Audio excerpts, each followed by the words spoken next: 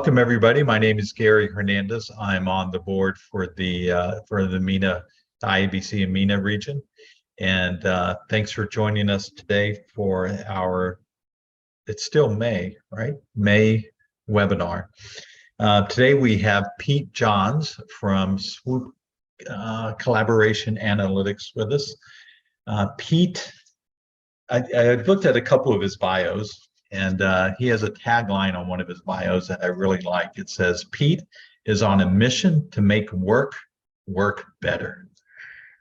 When I first saw it, I thought it was a typo, and I said, oh, extra word, they should delete that. And then I read it correctly. But Pete is now based in the UK. He was in Australia for about 16 years. He's currently Swoop's Director of Customer Success and Growth for Europe, Middle East, and Africa. He has over 15 years of international experience across internal comms, change management, adoption, digital employee experience, and organizational culture. He brings a ton of energy and innovator's perspective to all he does. And he helps organizations drive genuine and sustainable change by putting insightful data at the heart of communication, collaboration, and transformation efforts. So obviously I read that. People are like, that sounds familiar. But I will say that over the last month or so, I've gotten to know Pete somewhat as we prepared for this session, and we've had several really interesting discussions where we just totally went off script and just had discussions about data and work and challenges and communications. And those have really benefited me. And so I'm excited that Pete's able to join us tonight or this afternoon and share the insights that, some of the insights that he shared with me.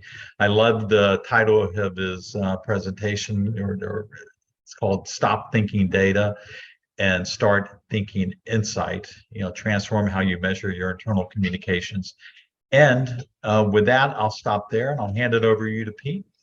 And I'll put my cat on mute here. All right. Hi, everyone. Thank you so much for making the time to join the session today.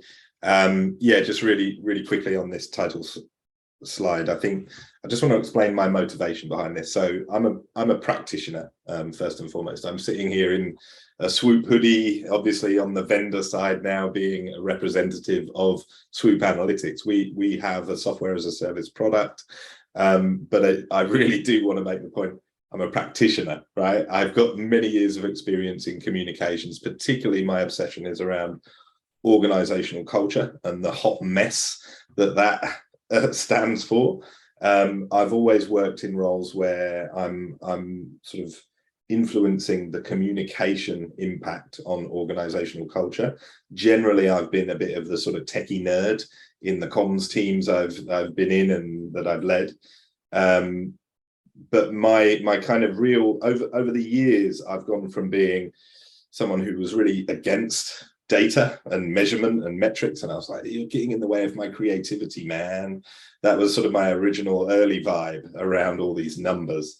Over the years, I've realized the power in using data effectively, and I think that's important to get that phrasing right, using data effectively.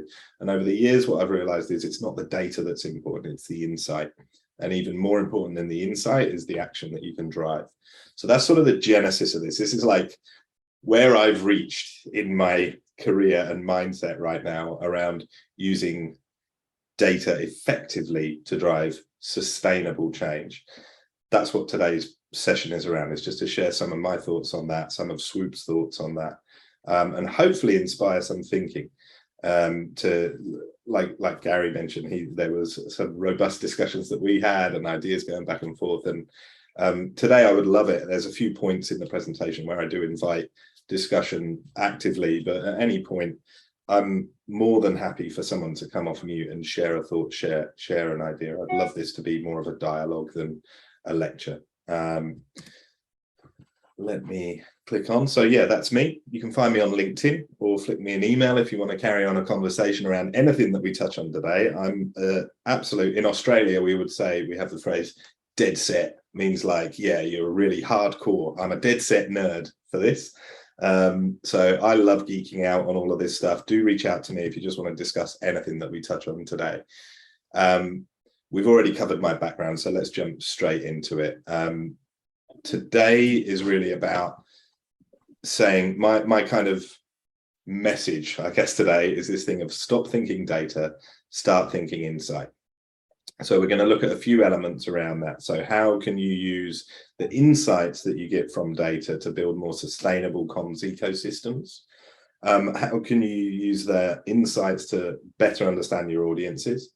Every single comms professional out there says, oh, you know, always start with your audience, understand your audience. But I think generally we can be pretty bad at doing that. And we can kind of gloss over it. We do enough to get a basic understanding, but I think there's more we could do on that front. So I'll touch on some of that audience stuff. And then one of my personal sort of real passion areas of this is leadership and the role that leadership plays.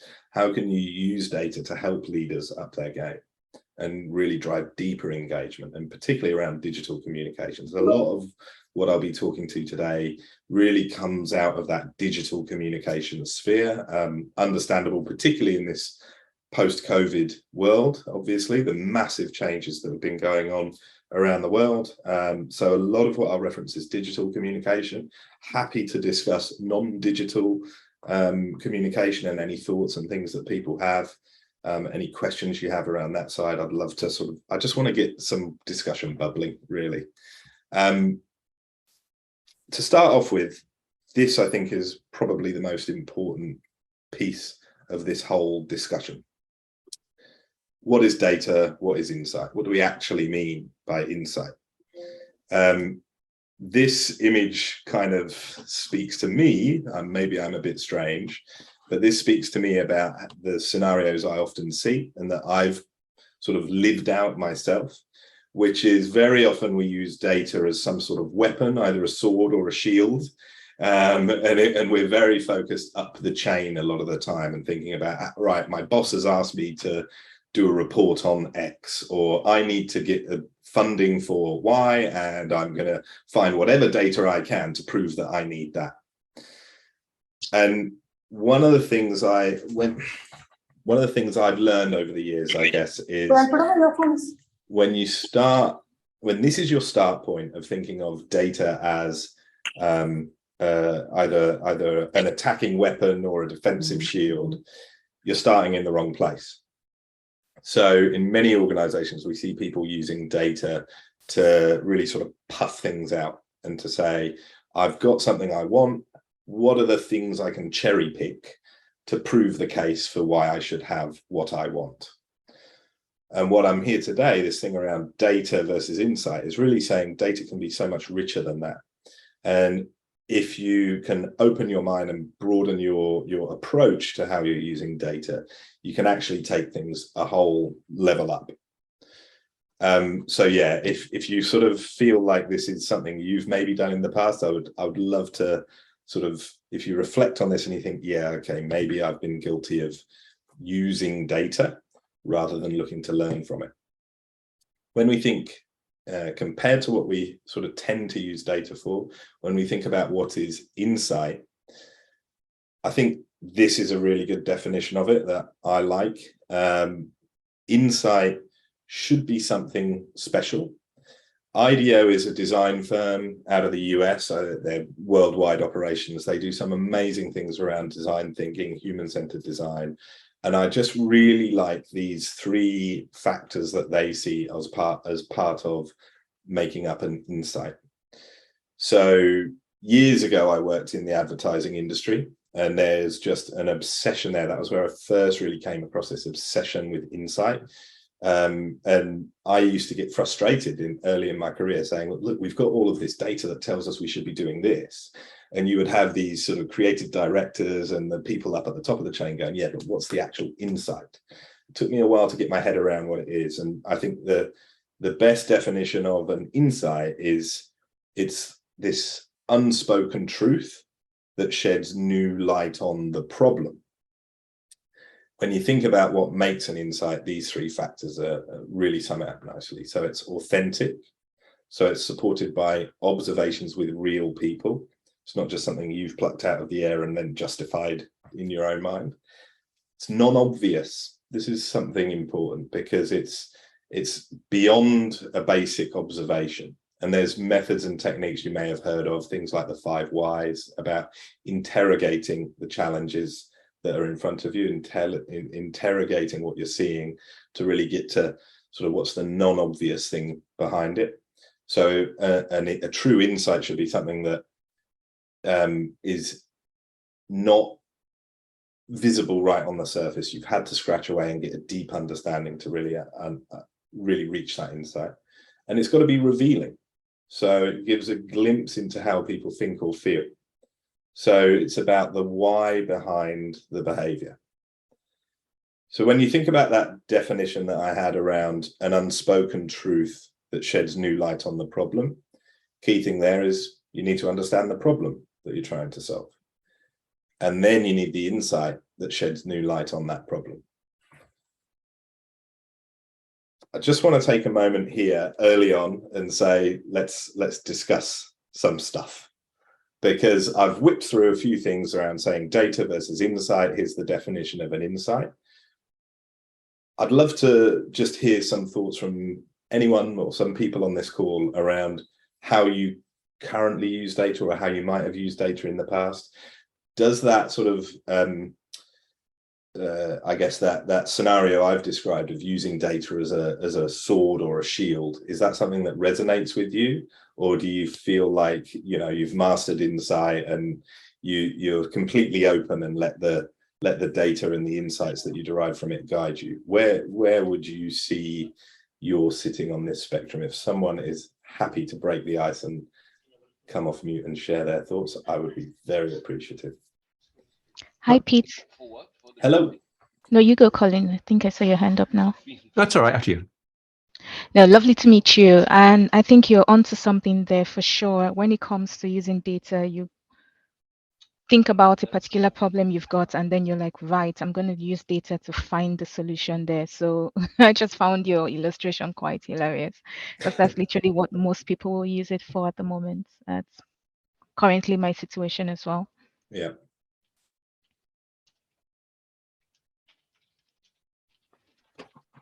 I think you're on mute, Colin. I put myself back on mute, sorry.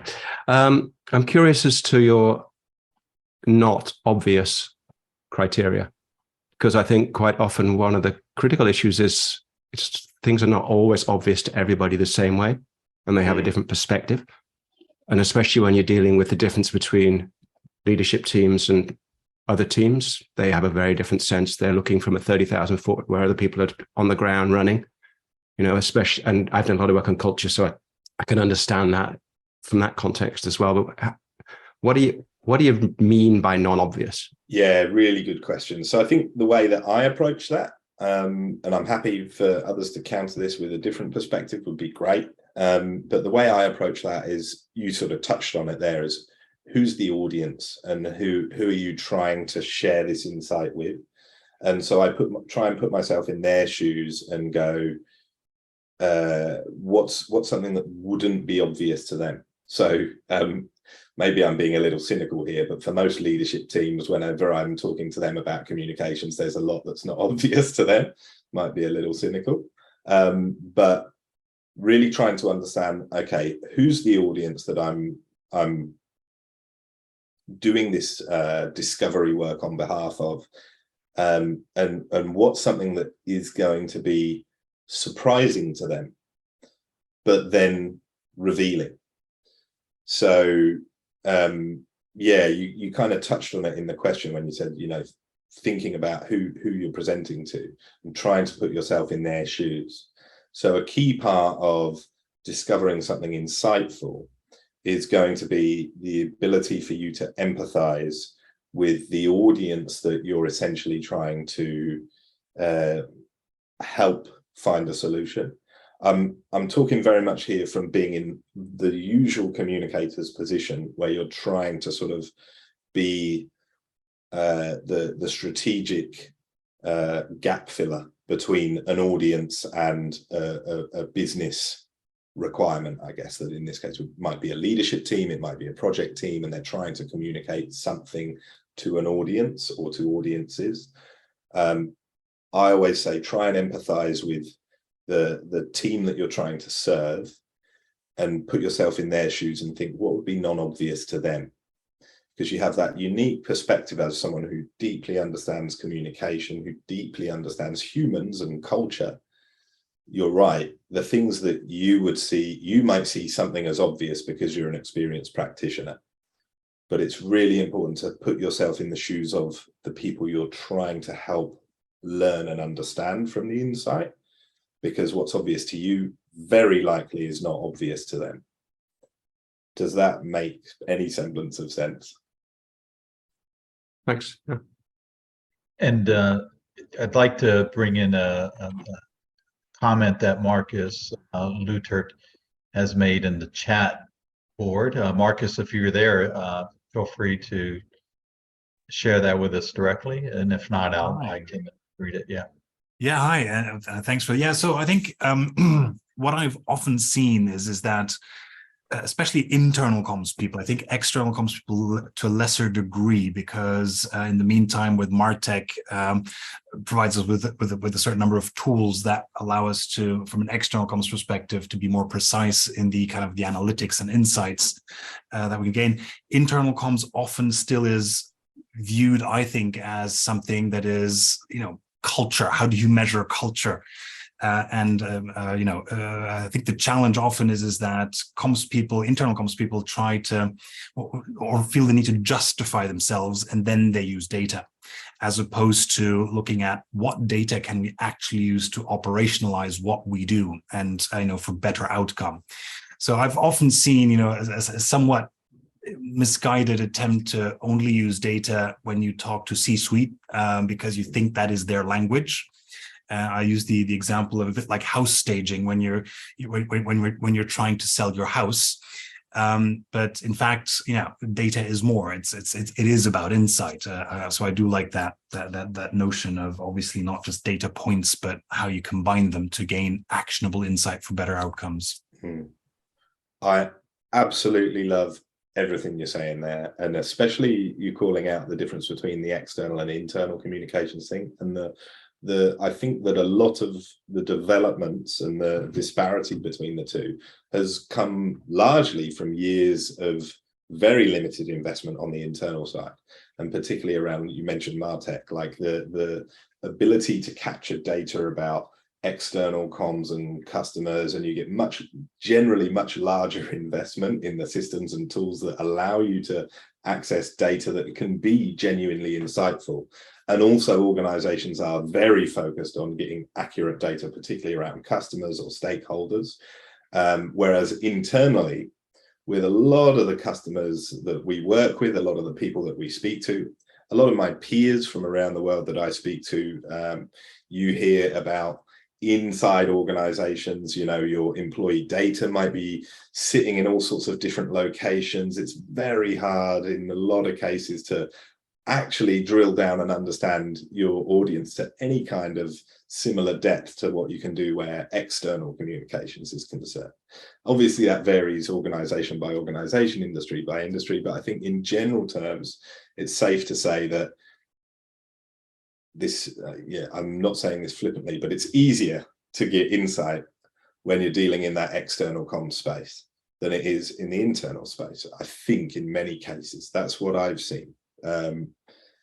Sometimes though, life is easier when you've got less data and more of an ability to really touch the people, and on the internal space, it can be a lot easier to pull together internal colleagues and do some discovery work and have some deep conversations and focus groups.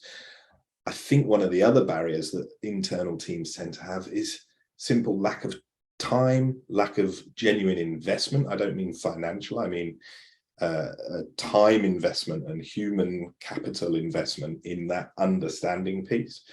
It feels to me like in the internal space where you have very tight resourcing generally, there's a will to do more around insights and discovery and be more open-minded. but I do think there's a professional development opportunity there around how to leverage data to get insight, how to do that at speed in a really fast-paced environment, and simple things around like, what does good data look like, and how can you then use that to generate insight? So there's a whole bubbling ocean of things that need to be addressed on that internal space, I think, in particular. So I'm really glad that you've kind of raised that. Yeah, it's firstly, let me say thank you very much to everyone for coming off mute. There's a big step we've gone over there. It's great to have people talking. I can see a lot going through in the chat. Vic, love the comment, lots of BS around it. Whenever I see the word reach, I want to reach. You know, when they say, oh, yes, PR reach 230 million, and you're thinking, yeah, but that's because that's the whole of the internet, the World Wide Web, that their press release went out on. Who could have looked at it but didn't? It just makes me laugh. Yeah, and that's a perfect example of data that's being used as a sword or a shield. It's being used to justify something and to say, oh, well done us, we've done well. And I think that where data becomes really insightful and powerful is when you go, well, okay, forget the big numbers, stop this quest for big numbers. What can you actually understand about the audience, and that will inform your next set of actions or your next activities, your next campaigns? And if you can get into that mindset, you can really sort of unlock a lot of interesting things when you move into that mindset. In the interest of time, I do want to move on because, yeah, Gary will back up that I can talk for days about this stuff and ask questions for forever more. So let me jump through a few slides here. This is something that I want to just flag with you. If I'm sure some of you have seen this. This is the Cynefin framework that a guy called Dave Snowden developed. And this, I think, is a really powerful thing to get your head around. If you've not come across this before, Google it. The spelling is very strange. It's a Welsh word, Cynefin, and it's actually Cynefin. So Cynefin, if you were saying it phonetically. Let me just type that in the chat, actually, to make life easy. This is something that's worth having a look at.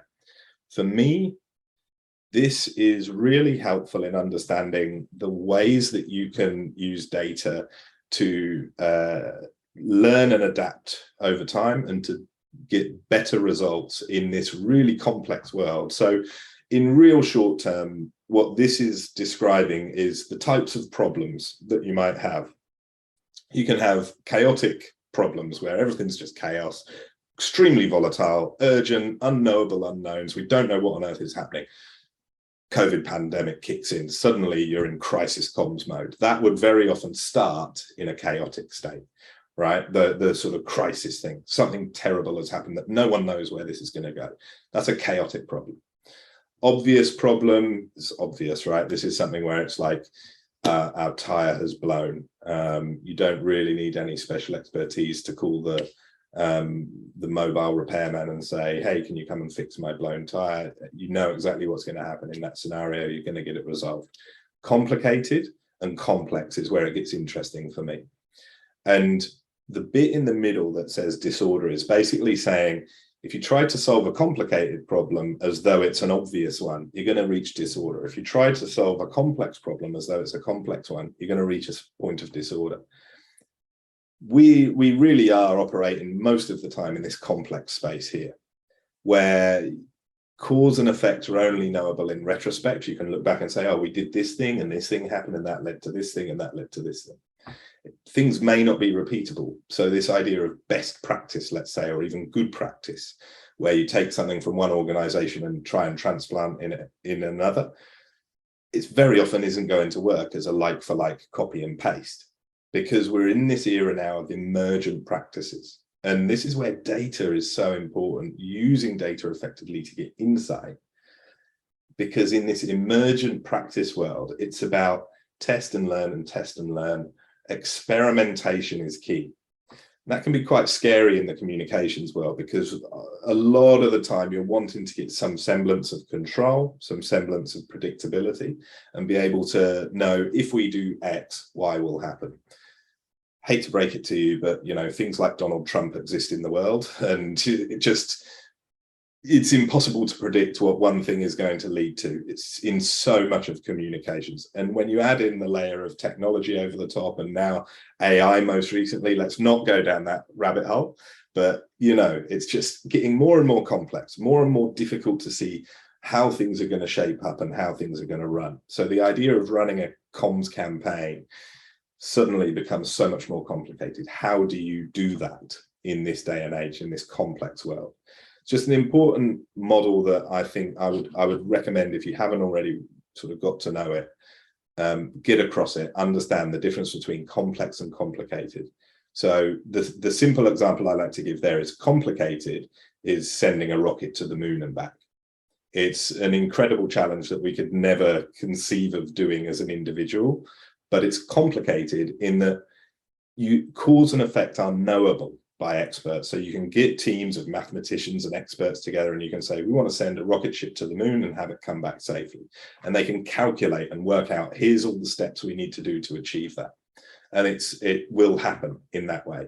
Complex is a restructure, organizational restructure, where people are involved. And you're there to communicate that. If someone said to you, which is harder, an organizational restructure or sending a rocket ship to the moon, I would say sending a rocket ship to the moon is harder, right? But that's just because I don't have the expertise. If you look at the grand scheme of things, it's actually less complex than a restructure. And yet we often operate in this space where there's humans making things crazy and chaotic and even more complex than they ever should be. So it's really important to get across this model.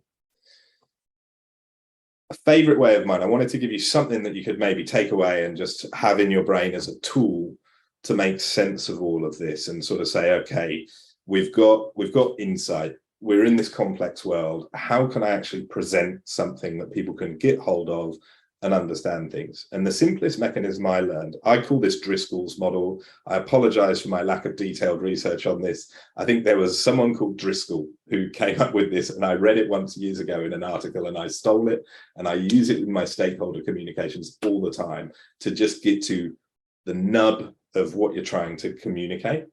When I'm doing some discovery work, I'm learning something that I see as an insight. I want to present that to a stakeholder who has limited knowledge and experience of what I'm talking about. This model's super useful. What did I see? What have I seen? What have I learned? So what? So what am I going to do with that? What does it actually mean? And then now what? How am I going to affect some change off the back of it? So what have I seen? What does it mean? Now what am I going to do with that? And it becomes a really simple thing when you're thinking about data and insight and discovery, and you can go down these massive sort of huge explorations, and you want to drill it all back down to something that someone can comprehend and they can take action based upon.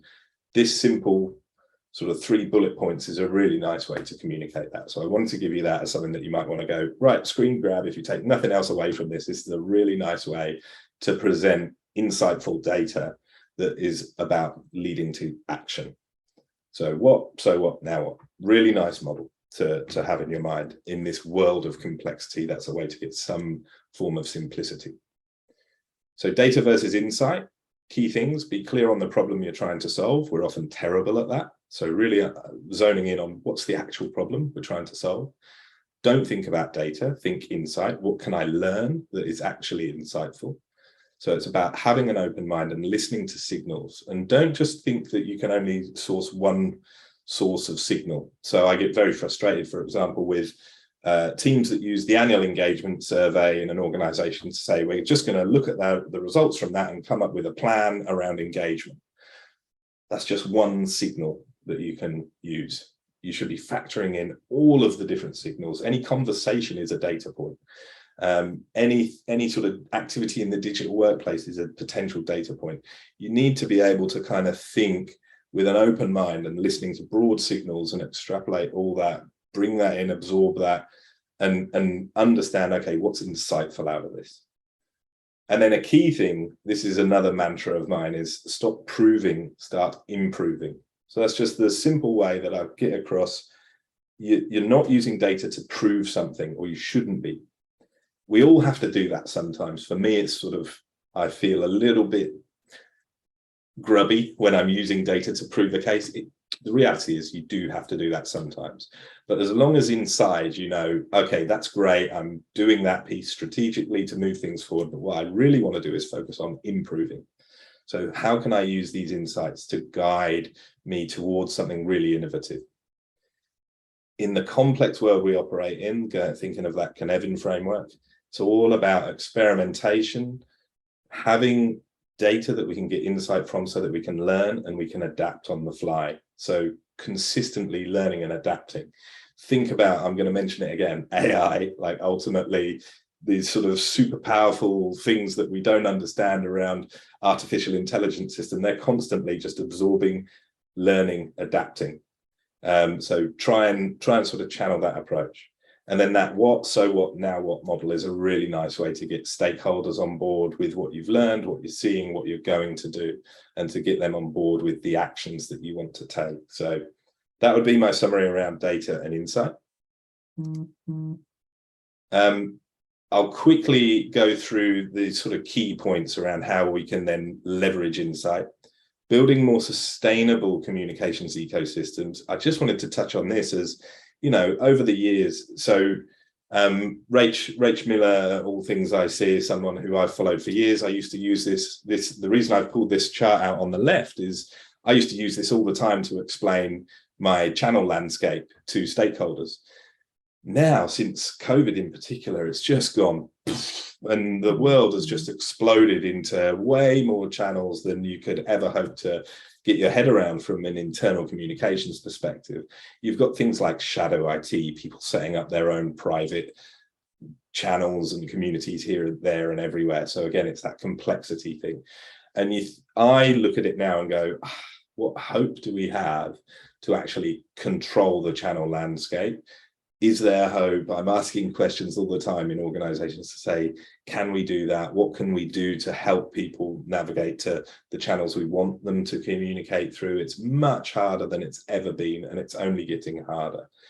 There's unofficial, there's official, all these sort of challenges that we have. And so the way I would say to use data to approach that internal comms landscape and try and build something, these are the three things that I use. We call these the 3 U's, obviously. So when you're creating a sustainable ecosystem, firstly, know that whatever you create is going to fail to a large degree, right? You can never get 100% adoption of your pure, perfect channel landscape that you're creating. What you can do to create something that's sustainable is focus on these 3 things. Can we create something that's used, usable, and useful? So it's not okay nowadays to just say, well, we'll do a monthly newsletter, and that's our comms done. If that's useful, great. Is it usable? Do you know it's used? If it's used, is it usable to everybody? So you can start to use these 3 things to really say, okay, how many people are using it? Very often, a lot of people stop there. They'll say, you know, this article on the intranet was read by 700 people. Whoop-de-doo, well done. But then they're not going beyond to say, is it usable and useful? So do we know that it was written in an accessible way? It was presented accessibly. Everybody who wanted to access it could, through the network of tools that we have. Was it useful? Was the content as useful as possible? So these three factors become really useful when thinking about the sustainability of your ecosystem. You need to be all 3 of these if you really want to be sustainable in what you're building. I know this is very much focused on the internal side of things, of how do you navigate in this seemingly chaotic world that we operate in. I think I would argue that it's a complex world. If you have these front and center in your thinking, I think you'll go a long way. I did want to stop here and go, anyone got any thoughts on that thing around internal channels? and the challenges that we have to try and navigate in this world. And I can see a few comments and things in the chat as well. If there's anything there that you want to pull out, Gary, or anything you wanted to share, now's a good time to do it. Anybody got any comments on that?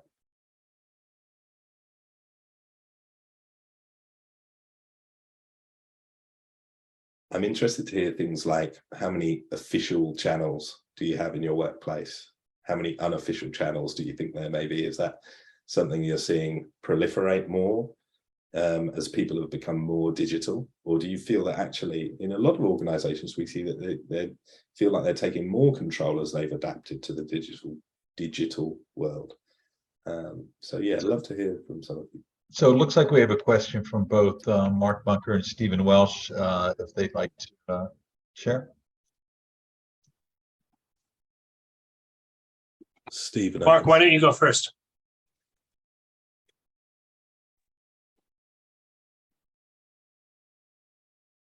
Sure. Well, my question's in the chat. I guess I'm keen to. There are so many different models out there you can use. So, but I'm a huge believer in starting everything with why. So it's quite interesting to see. I actually hadn't come across that other model before. But how do you equate that? But just, you seem to want to start with what, although maybe you can integrate the why in there somewhere. I just keen to understand how you equate both those models. Yeah, no, it's I'm really a big good. fan of cynics start with why, but yeah, good question. I think they aren't mutually exclusive. So if you're looking at something, I guess it depends on the context, I would say. So the what, so what, now what model could absolutely be used around start with why. So if your discovery work told you the big why, that would be the insight, right? So you could say, we did this research with all these people, and we discovered that the thing that most motivates them is their passion for the environment. That's their why. So that would be the what in the what, so what, now what. So you would go, what? Well, these people are motivated by this purpose. That's what we've discovered. So what? So we need to completely change the way we communicate with this community or this audience. Okay, now what? So we're going to completely change, and we're going to use these methods instead, and our key messages are going to go from A to B. So there we've started with why. We've just then applied how we're going to almost operationalize that discovery. Does that make sense? Yeah, it does. No, I guess you can also link it to, a question I often ask people is, why should anyone care? Yeah. That's a really great question to ask. When people say, this is what I want to do, this is what I want to champion, why should anyone care? Because that kind of leads also then into the what. Absolutely. Yeah. And then there was a question from Stephen. Yeah, so I think this obsession with controlling the channels is a bit concerning to me, because it reminds me of the state of external comms about 20 or 25 years ago, when it was like, let's focus on media coverage and let's see, what articles we got, what newspapers, and how many column inches we got, and how many people might have read that newspaper, and let's collect all the clippings and send them to our boss to prove that we've done the job. And I remember doing that many years ago. And so I guess my question is it right to focus on trying to control the channels, or should we be thinking about more of the outcomes and how people are reacting and behaving differently instead? I'd love to hear anyone else's thoughts on that. I'm just loving what you're saying, but yeah, if there's anyone else who's got thoughts or answers on that, why do we need to control the channel landscape? Yeah, it's a good question. Someone said that Shakespeare never used to go to the queue at the Globe and say, what should we put on tonight? Yeah, and I mean, I've got in my bookshelf loads of reports around, we got this amount of coverage, or, this amount of, column inches, or we had this amount of reach, which, as someone said earlier, talk of reach makes me want to retch. But it's about, what is the behavior change that we're creating, and how do we measure that? And, it matters a bit, the channels we use, but really the goal is change and behavior difference. So let's focus on that instead, maybe. Yeah. Philosophically, I'm in absolute agreement with you that, you know, we've got to get past obsessing about channels. And I love that you're raising how PR used to measure like 20 years ago. I used to sit opposite a PR agency in my role in advertising, where there were multiple agencies in the big agency I worked in. And I always used to scratch my head at some of the things that the PR agency would claim as, you know, we've got $17 million worth of coverage. You're thinking, okay, these are some strange numbers you're pulling together. Even in my youth, I could comprehend that there was smoke and mirrors going on there. And I think it is that sort of time frame. I think one of the big lost opportunities in internal communications is actively seeking to learn from external communications, because you've got the ability to skip forward in time. If you go and speak to your PR agencies and say, what were you doing 15 years ago? You'll probably go, oh, we're doing similar things now. Okay, what are you doing now? And you can just jump ahead and skip all the messy middle bit and start doing what they're doing now in the external world as best you can. Experiment. I agree completely. So yeah, I love it. I can see a hand up from Lisa. Yeah, so just in terms of controlling internal channels, you're right, it's quite difficult to actually control them, but I think there's something about identifying your communications team's core channels, the ones that you really care about, seeing what the reactions are on, helping people understand how to use the channels that are available to them. And, you know, as an internal communications person, you would have some official formal channels, as well as some official informal enterprise social network type channels, or places that people can share information. And it's not always about restricting channels, although we can go down a bit of a rabbit hole, I think, of making sure that people don't use things like WhatsApp and have shadow IT, which causes lots of regulatory issues for people. I can't remember who it was that was fined recently for all the back channels on WhatsApp rather than using official channels. It's one of the big banks. Yeah. So I think there's something about having an element. It's not a complete hard and fast control, but still knowing which channels you're using as part of your communications, I think, is really key. And I think as well, this is a really good example of where that Connect framework comes in useful, because we're talking about a really complex problem here, where you go, you know, if you're asking the question, how do we want people to communicate in our organization? You can't just say, well, we'll give them these channels and they'll use them. You're dealing with this ridiculous complexity of this world where everybody's got so many apps and channels accessible to them. The big criminal in most organizations is WhatsApp, where people are going, well, that's the single most convenient, easy way for me to communicate with my colleagues in a lot of cases. And they're just spinning up WhatsApp groups and using that to communicate amongst themselves. We see that time and again across so many organizations. And it's easy to say, well, that's bad, that's wrong. But the fact of the matter is, if you're not giving an equal or better alternative for them to do the right thing, most people in most organizations want to do the right thing. And this is where, Stephen, I was saying to you, philosophically, I agree completely with you. But there is this thing that Lisa raises around the regulatory constraints. There's all sorts of compliance issues that are real and genuine around communications channels. And that's where it gets complex. I think that approach of the Connect framework to solving complex problems, of experimenting and adapting as you go, I think that can apply to this challenge, rather than taking a hard and fast black and white rule of saying you must do this thing. You know that is going to fail. You are not going to get 100% adoption of your perfect way of working by making a diktat. You need to take people on a journey and help convince them and prove the case as you go. And that thing of spinning up experiments, and something that communicators, we all seem to be really bad at, is actually telling our own stories and using storytelling inside the organization to drive our own agendas. This is a good example of where we're not very good at that. So if you were able to tell more stories of the successful ways people are using your official channels, for example, then more people will adopt the right kind of behavior. So yeah, it's really complex. I can see another hand up, and then let's move on. Vic, I can see your hand up.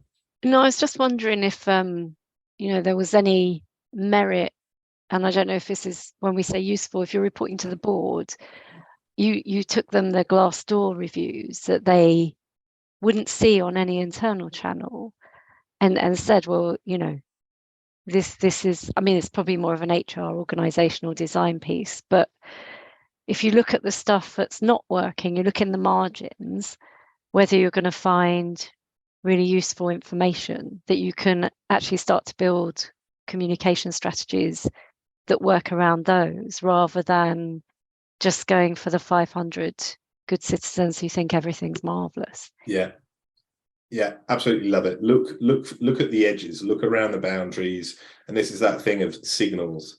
It's not just one source of data. You should be thinking about what are the signals we can get from anywhere and everywhere that we can then, your role is to sort of pull that together and make sense of it, right? Or try and do some sense making around it. And the other thing is being okay with the fact that you're never going to have the right answer. So in this complex world, you can only come up with something that is an experiment that might help prove or disprove a theory. And if you have that sort of approach, then you're really sort of getting into that sort of pure science base.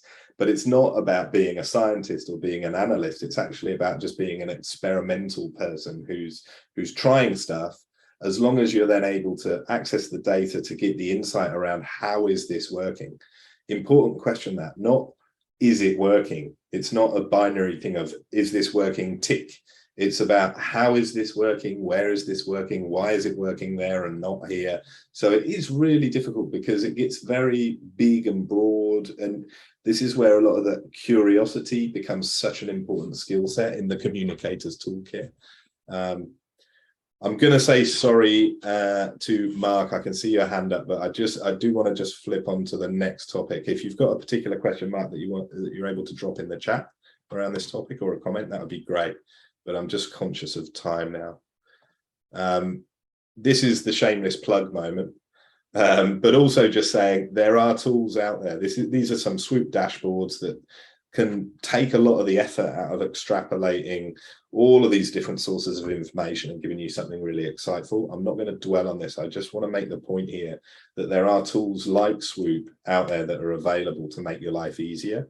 And you don't have to go it alone. If you're thinking about, oh my gosh, how do we get started with this stuff around like data? Number one, that point that came up earlier around speak to your marketing and external comms people who have been funded for many years to really take a step forward in this. Speak to vendors, analytics solutions providers like us. There's others out there, of course. Speak to us and see what we might be able to help you with, what you might be able to learn, what you might be able to accelerate to get insight faster. That's all I want to do in terms of shameless plugging. When we think about knowing your audience, this is the key point here I want to raise, particularly around internal, is the ability to segment your data. And the key thing here, your data can be so valuable to understanding your audiences in this, particularly in this more digital world that we operate in. Very often though, and this is something to get across in your organization, don't shy away from this. Very often your data can be pretty bad. And we have there's an acronym CISO. You can spell it with a C or an S, but the C is a slightly more polite version of it, which is crap in, crap out. But you can work out what the S version stands for. So you need to get your data up to speed inside and outside your organization. Like I said, many external comms people, you've had more and better sort of focus on getting good data generally than the internal side of the coin. I think that data piece is really important. And from an internal perspective, it's about working with your IT, working with your HR colleagues to really understand how can we get our data better in our systems and have a sort of single view of the employee, like we have a single view of the customer. and use that to segment and understand your audiences. When you can do that sort of stuff, when you get the data accurate, you can start to do things like this. This is a sort of vision piece for us here at Swoop, is this idea of being able to click a few buttons and have an empathy map to understand a particular audience segment. Imagine if you could say, we're doing a change program in our French organization. Let's segment all of the people based in France and understand what are they thinking, feeling, seeing, saying, doing, and hearing. And if you had a tool that had accurate data that you could pull out from all of the different channels and tools that people are using, this digital exhaust, you could go click, click, click, bang, here's an empathy map to understand this audience. So key building block of that is your data in the first place, having good segmentation data. And then you can build these sorts of tools that can give you insight in a heartbeat. So just want to sort of have that as a bit of a vision.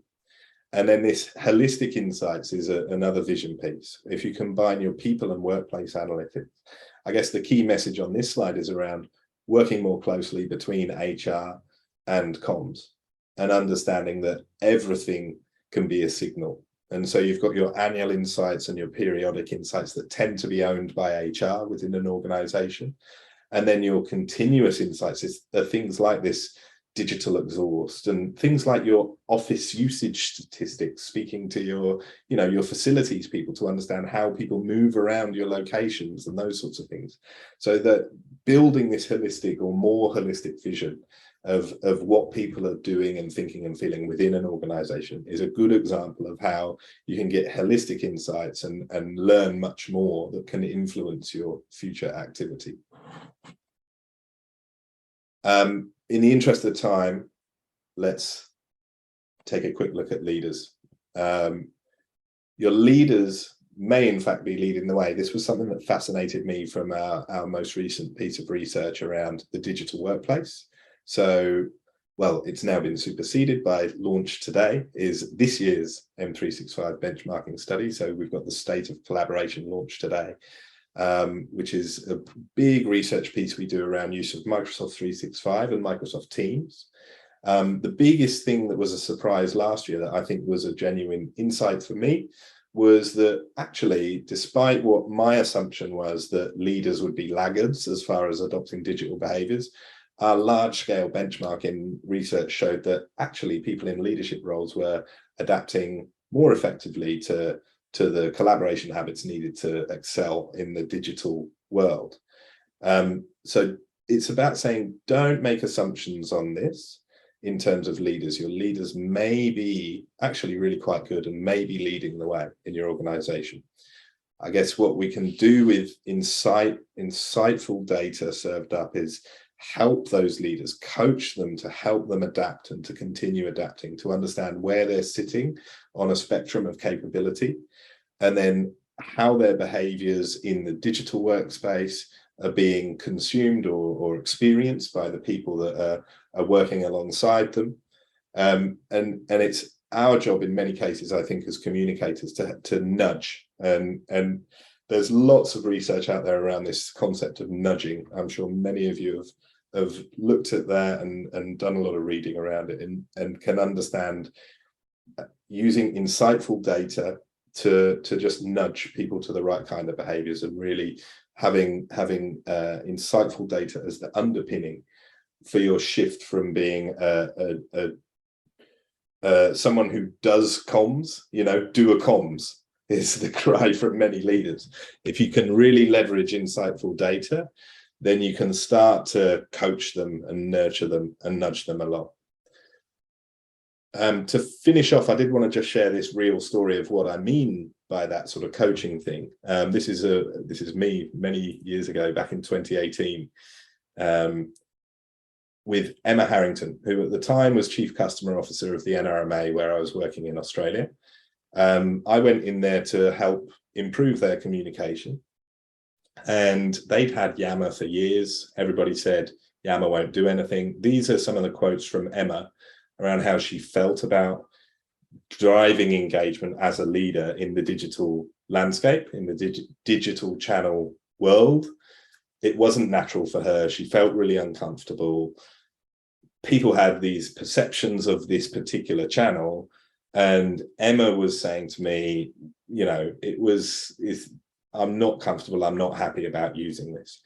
But in that what, so what, now what thing, the research that I did, the discovery work I did with particularly their frontline colleagues, it came out loud and clear that they wanted this much more direct access to leadership.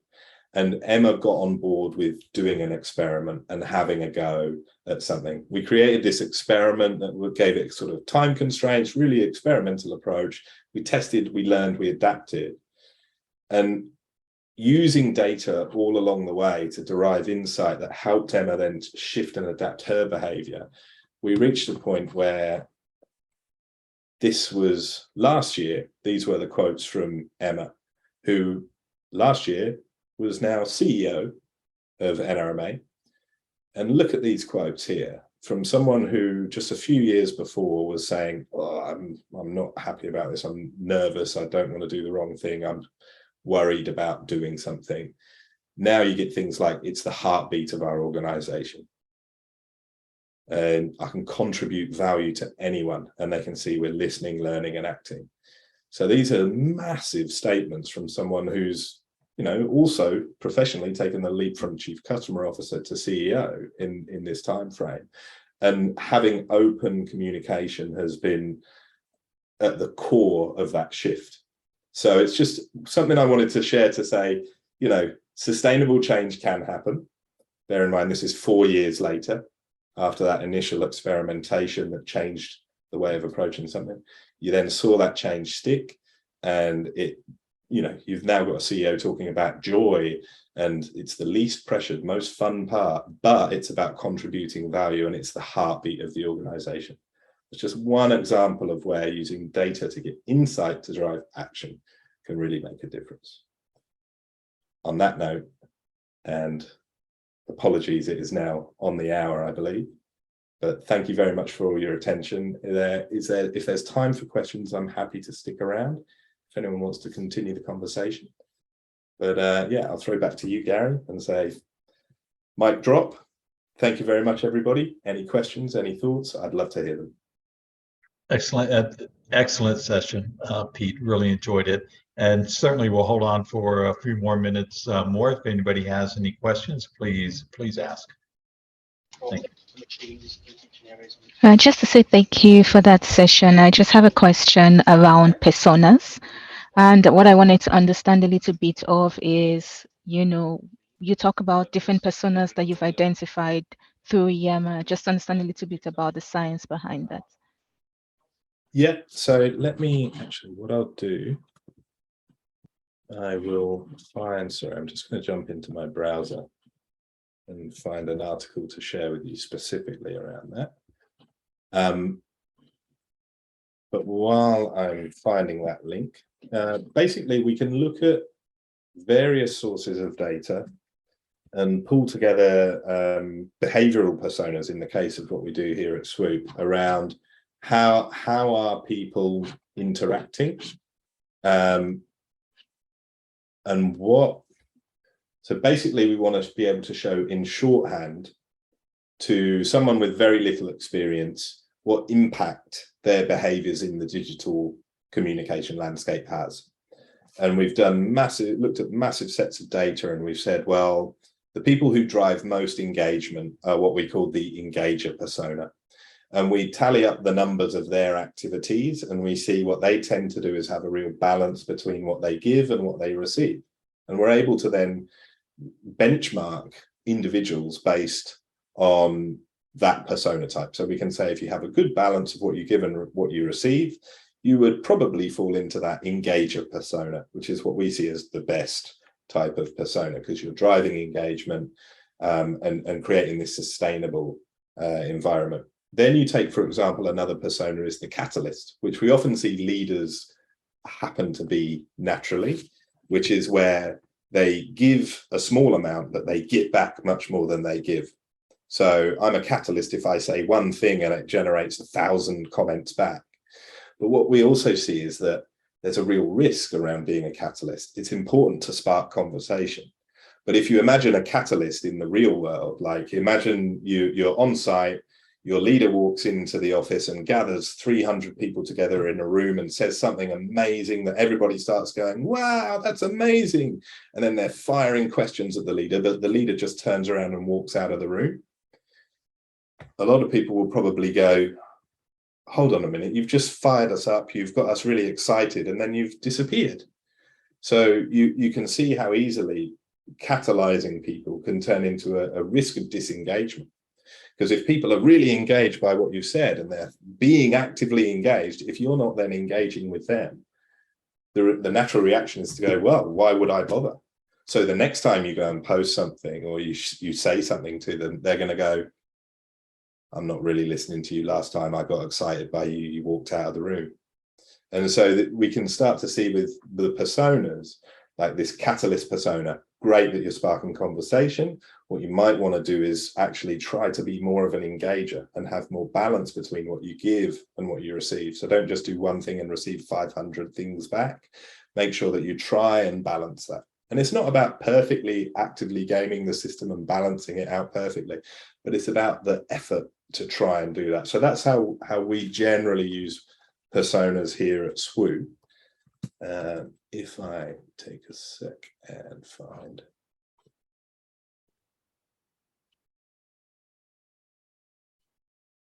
that resource. Any other questions whilst I'm clicking? Sorry.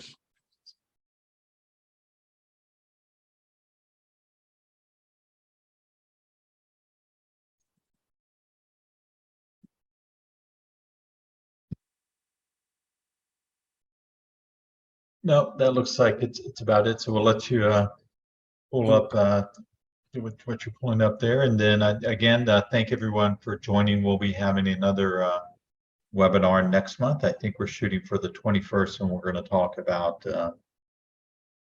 digital, the digital space, including the dreaded AI.